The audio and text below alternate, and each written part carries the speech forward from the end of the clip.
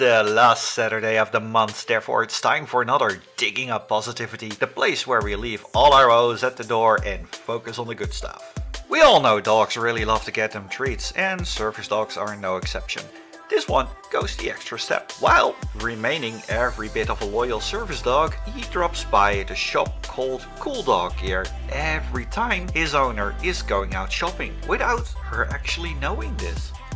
Drones have become an increasingly common sight in modern society. Most of the time we use them to make videos or carrying small payloads. When you make them bigger, you can actually carry passengers and even more. In the Amsterdam Arena soccer stadium, they tested out a drone made for transportation for payloads up to 210 kilos. This drone will be using the latest 4G network for navigation, and the Dutch company of KPN say they are looking into organ transport to the local hospitals. No more standing still in traffic, and this way many more lives can be saved.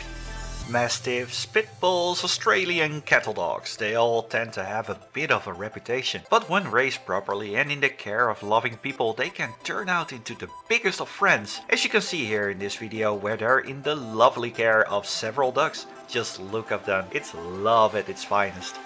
In April it was Earth Day. During this day, all over the world, people are raising awareness for our precious little blue planet. We only have one of it after all. Every day, more progress is made to conserve our own habitat. But there is still plenty to be done. This year the focus was on the enormous amount of plastic in the ocean. We're talking about a heap of plastic that is altogether a size more than France or Texas if you live in the US. Fortunately, several solutions are on their way. One of them is a very cost-effective way to deal with this enormous patch of plastic in the ocean. It is devised by the 23-year-old Boyan Slat. Currently, he devised a way to deal with this problem as follows. What you see here is a basin that we filled with water. And what we've done here is we've basically recreated the conditions as you would find them in the ocean. So we have fast current at the surface and a slow current at depth.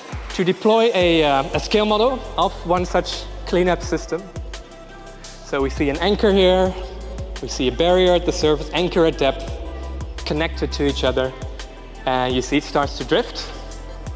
But then when we release some plastics, let's see what happens. So we see the cleanup system moves, but the plastic moves too, but moves faster than the cleanup system. So you see the plastic coming closer to the system, moving faster, hitting the barrier, moving towards the barrier, in the center of the barrier, hitting the barrier, moving towards the center, and you can see, it's catching the plastic. A woman went to an Indiana fire station in the middle of the night to seek treatment for her poor pet raccoon. The raccoon had been exposed to a large amount of marijuana. And they could tell that the raccoon was lethargic and, met all those symptoms that we typically run into when somebody's been exposed to marijuana. But it really left the guys scratching their heads that someone brought a raccoon to the firehouse at 2 a.m. Seeking help, and especially with the condition the animal was in. So we hope that the raccoon made a full recovery. Now, raccoons already crave snacks and other juicy nums. I don't want to be around when this fellow gets the munchies. Every year I visit Motor City Furcon, a really awesome furry convention held near Detroit in the US. One of the reasons why I'd love to go to this convention is because of the so-called sweet spot of Furcons. It is big enough to have all the fun things in an awesome location, but it's small enough to still have that neighborly atmosphere. This year we had 1,314 attendees and 208 partook of those in the fursuit parade. The convention raised $12,000 for animal magic. The Dutch fandom has a lot of cosplayers and a lot of fursuits, and regularly they appear in all sorts of events planned across the country. Elfia was no exception. While I personally wasn't able to attend, my friend Silver Pearce took the following footage. So many new faces, so many new suits. I really like how it all comes together, and we're growing as a community with each passing year, more colorful and more fuzzy with each passing day. Thank you very much for making it so far in the latest episode of Digging Up Positivity. This was episode 2, and this is the part where I ask you to subscribe to my channel and click on that bell notification. Yeah, that. Besides this show, I try to upload at least once a month. Have a good one.